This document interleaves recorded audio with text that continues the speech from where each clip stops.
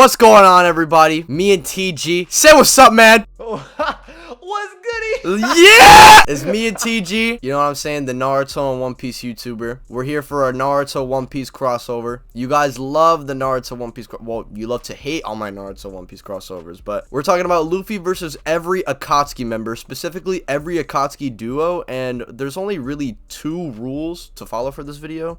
Number one, obviously, like what I just said, this is the duos, so it's not going over every individual member. We're gonna get into that with the duos, so that doesn't really matter. Number two, this will be an equal stats video, meaning we are not going to be talking about calculations or if Luffy or the Akatsuki are light speed. I do not want to get into that. I do not want a headache, and I want this video It's nerd stuff. Come on now, we hit our biceps. We don't talk about this stuff that much. Nah, but I want this video to mainly hit a more general audience, so I'm just gonna kind of leave that stuff out the way, and this is more so going to see how Luffy's abilities would interact with the Akatsuki duos. And we're gonna be basically having Luffy go from who we believe are the weakest to strongest duos. And starting off with the weakest, or round one, is Luffy versus Kakuzu and Hidan. Now, Luffy versus Hidan and Kakuzu is kind of interesting since Hidan has his ritual thing. You know, if he cuts Luffy once, which Luffy is susceptible to cutting attacks, and draws blood, if he stabs himself in the heart, he's also going to hit Luffy's heart and essentially kill him. Kakuzu, as well, similar to Hidan, is immortal, but not in the same sense as him. Rather, he can actually live for a long time due to him having 5 hearts.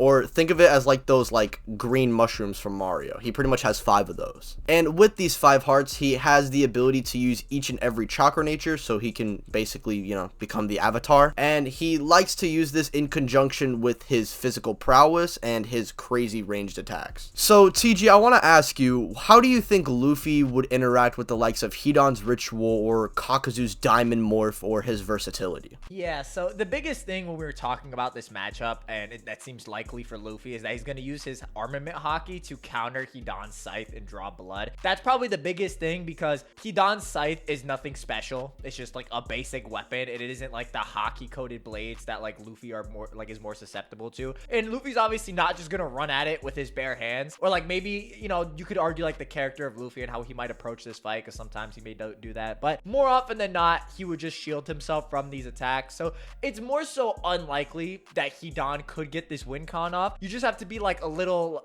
disrespectful to Luffy and just say, oh yeah, he's just playing around in base, and lets him cut him and all this goofy stuff. So that doesn't really seem too likely. Kakuzu's a bit more interesting though, because Diamond Morph and Armament Haki are somewhat similar, but they're also kind of different.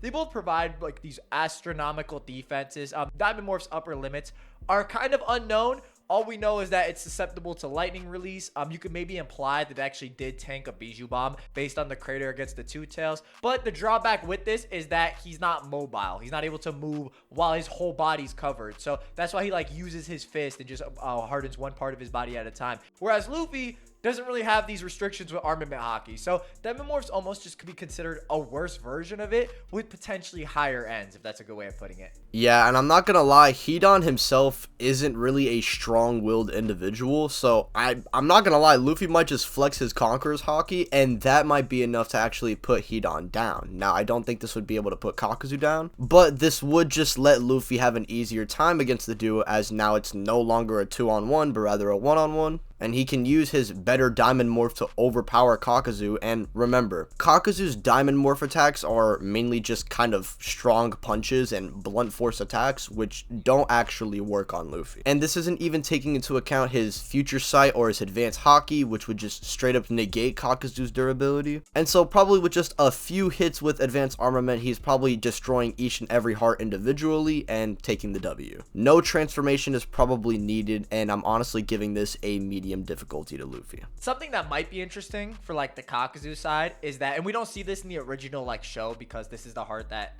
this heart does get destroyed, but he actually does have a water heart. So if you want to make me maybe say like he does like this large scale, like, you know, mixes like the wind with the water to make like this tsunami, this might be able to like have a good effect on Luffy, as he's obviously weak to water. But even then, this may actually not just be like seawater, so it's kind of up for debate. We really just don't know the semantics of it. But again, like the hearts themselves shouldn't really present that many problems. They're not really that fast. You have weaker characters like Choji, etc., being able to react to them. So again, like Luffy shouldn't really have too much trouble with them, especially with all his nuanced hacks and abilities. And so with that being said, Luffy would then move up a level, and he would now have to go up against the art duo, that being Sasori and Deidara. Now, Sasori is mainly known for his poison, which I don't think would work that well, surprisingly, against Luffy, as Luffy over the course of the series has built a pretty decent tolerance to poison. Going from taking slashes from Crocodile's hook, which has poison just leaking out and just completely atomizing stone. We have him taking attacks from the likes of Magellan with his poison devil fruit, and in general, Luffy has kind of built a resistance to these attacks, so I do not think his lower levels of poison would really affect him, and he's probably going to have to use his real shell to really do anything to Luffy. There's also Gear 5 Luffy's healing factor, which I do think if Sasori uses his more deadly poison, he's going to probably have to rely on this and get past it that way. I'll add on to this. A lot of Sasori's poison is based in like poison smoke bombs, or you know, maybe like the third Kazekage puppet. That's like, and I'll be honest, right? Due to armament hockey, basic swords are not just gonna like pierce Luffy. We already kind of established that previously. So it's kind of more up to the iron sand, which each grain of sand is like coated in poison, which you actually could make an argument for. There also is like the flip side of this. Like, what if Luffy just punches Sasori really hard? Like, what happens there?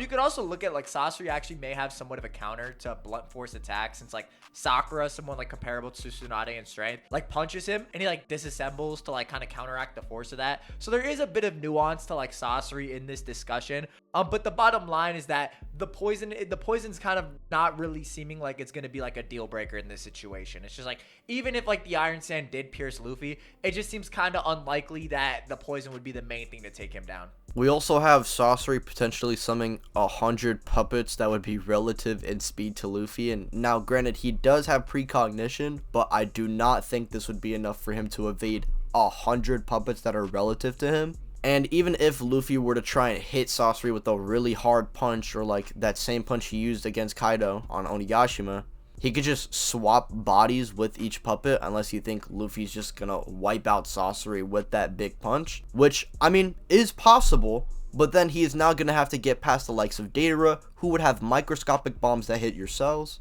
And I'll add to this too, like if you're maybe arguing like the microscopic bombs wouldn't work, Sasori has no lungs to inhale them, so Deidara would have no qualms about doing this in their fight. It really wouldn't make any difference to him. So it's like, you could even argue that like they'll just like kind of shift roles, and whether like one of them or the other like kind of takes the brunt of it, they do have like a good chance of like actually getting some sort of win con off on Luffy. Luffy could probably neg most of Deidara's explosions if he like grabs a lightning bolt and chucks it at his birds. And maybe he can use Snake Man to try and close the range gap between him and Sasori and Deidara, because not only is Deidara going to be flying around, so he's probably going to have to use Snake Man's range and speed to try and tag him, but if he wants to destroy all those puppets and prevent Sasori from basically like switching bodies, he's probably going to have to coat Snake Man with advanced hockey and use Jet Cavalryman to try and wipe them all out in one go. But like how I mentioned, while Luffy is trying to fight one, the other will more than likely hit Luffy with something fatal,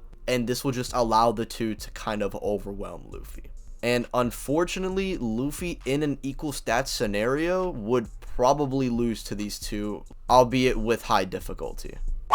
And unfortunately for Luffy, the next duo we're going to be talking about actually have a much easier time beating him in comparison to Sasori and Deidara, and that is Itachi and Kisame. And I'll let TG get more in depth with this, as the Sasori and Deidara duo, at least Luffy kind of had a chance against them, but I'm not going to lie, against this duo, Luffy cannot do anything, bro. I'm not going to lie. Yeah, there's a lot here. I mean, starting off, you could look at Itachi, right? A lot of people are going to say like Genjutsu, GG. And there is a reason for this, as even in the own verse, like Itachi's own verse, right? Normal people cannot take on the Sharingan. It has to be a 2v1, right? So you're kind of gonna be dealing with like Luffy and like his ability to break through it. And even with the most charitable interpretation to Luffy, and you argue like he doesn't get negged by basic Sharingan, which I'm gonna be honest is a possibility. Tsukuyomi is 1000% a GG. The speed at which it's gonna hit and the psychological damage it's gonna do, Luffy will have no resistance for. It's just gonna be really quick, really instant breakdown. Luffy's not really gonna have any answer for it, and there's no reason to know, like he would have no reason not to look at Itachi's eyes, so it would just be pretty easy for Itachi to get this win condition off.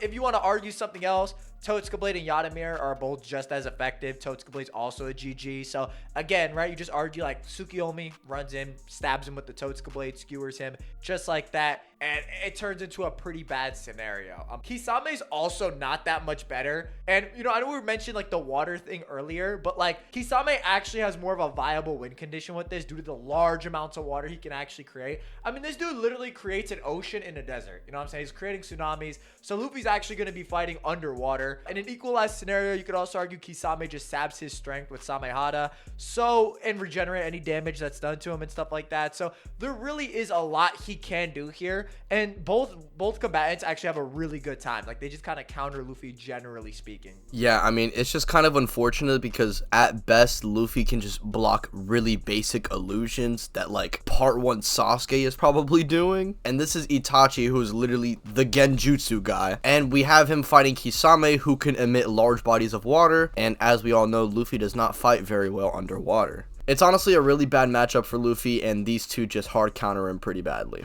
And next up, we have the final duo that Luffy has to go up against, that being Pain and Konan. And unlike the last duo, he's actually going to fare much better against these two, since these two don't have abilities that directly hard counter Luffy. But it still would be an interesting fight regardless. I feel like Konan works very similar to that of a Logia from One Piece. And so if we do apply verse equalization and the energies being similar, Luffy could probably just bypass her intangibility. Or if anything, he could just like hit her with intangible things like lightning bolts, since he can interact with those. I feel like Luffy should comfortably beat Konan in a normal scenario, but it gets a little tricky when we take Pain into account. Yeah, Pain has a lot more nuance to him. He has like the Asura path that can like shoot these missiles and extend his limb. He has the Preda path, which would actually allow him to like absorb Luffy's strength. Again, going off the verse equalization and stuff like that. The Naraka path, which can actually revive the other paths that just get damaged and stuff like that. There's all these nuances. There's also the human path with the potential soul snatch. There's all these nuanced abilities that Pain can really offer with like the rush down, like takedown type of approach. Obviously, the Diva path with like the, you know, almighty push and pull. Renegade rods that just insert Pain's chakra into whoever he fights. Chibaku Tensei, all this crazy stuff. So you really have to ask yourself, like, what is Luffy gonna do, like, kind of with all this stuff? For example, like with a potential soul snatch, I know we were talking about this. Like, how do you think Luffy's haki like does against like other abilities and stuff like that? Now, when it comes to soul manipulation in Naruto, we do see Naruto being able to play tug of war with his own soul, and I do believe Luffy should be able to do something similar, especially if we apply verse equalization, as with haki comes the ability to bypass devil fruit abilities, and Big Mom does have the soul fruit, which allows her to manipulate souls. So theoretically, in an equal stats scenario, Luffy could play tug of war with his soul like how Naruto did. But it kind of gets tricky when you have 5 other people coming at you and jumping you at the same time. And there's all these other things like the animal path and the constantly replicating jutsu that, you know, he sets on the dog. And it's like, okay, unless Luffy actually takes down the animal path, he's not really gonna have any way to put the dog down, as Naruto hits with the Rasen Shuriken.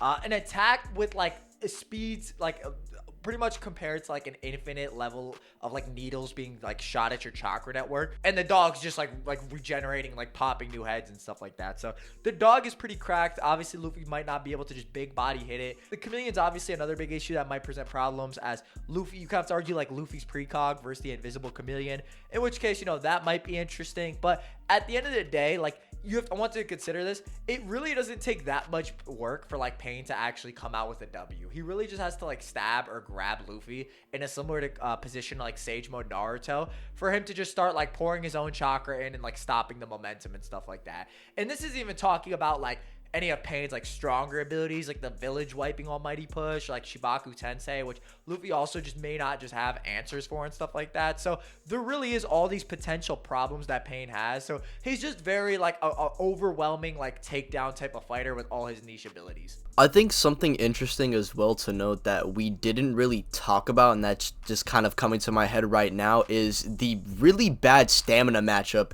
in this fight. We have someone like Luffy who, at best, with his best transformations, 5 to 10 minutes before collapsing. This man Pain ran a gauntlet on the entire Leaf Village, used a chaotic Shinra Tensei which already had him weakened, fought Sage Mode Naruto, who, by the way, extended his transformation 3 times so he can use it for 15 minutes, meaning he's using it longer than Luffy could use Gear 5, fights this Naruto pretty relatively, fights Naruto when he's transformed, and even after all of this, this man Naruto still regains all of his stamina, and Pain can still somewhat contend with them. Like, regardless of what you think of Pain versus Naruto, I mean, I do think both characters are, you know, pretty relative. I mean, that's the whole point of these two fighting each other, you know.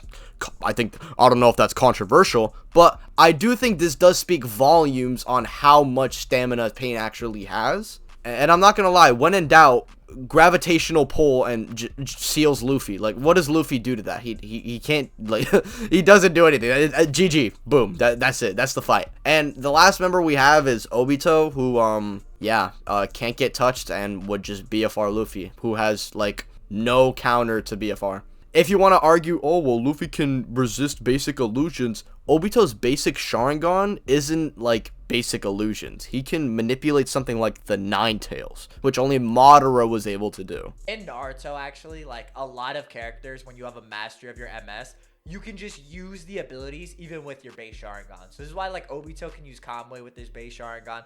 This is why Itachi maintains the Susanoo even while he's like blinded and on his deathbed and stuff like that. This is why like it kind of goes more like a little deeper than this, but there are like if you want to go a little further, you could say like this is why Madara can use the Susanoo in like when he has no eyes. Like it kind of gets more into their like genetics and whatnot, but they have kind of like mastered this ability when you're at a certain level. So again, right, it's just like it's pretty cracked. And like imagine this, like pretty much Obito's like BFR is just a GG, because even when you're initiated in it, you're kind of paralyzed. So it's like even if Luffy like precogged it, it's like, what is he gonna do like once it's initiated? You know what I'm saying? Like there's no after. It's like once it's started, that's it. That's the whole fight.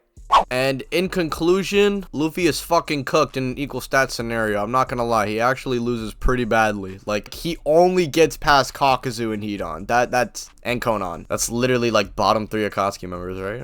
I don't know. But if you guys wanted to know, you know, I do think Luffy's like MFT on. There is a calc for Luffy's aura being like moon level, so you know, in a normal setting, you probably just one shot and souls the Akatsuki, but it wouldn't be much of a video now, would it? Anyway, thank you TG for hopping on the mic and talking about Naruto stuff with me, because you know, I cannot do this alone, bro. I can't do this, bro.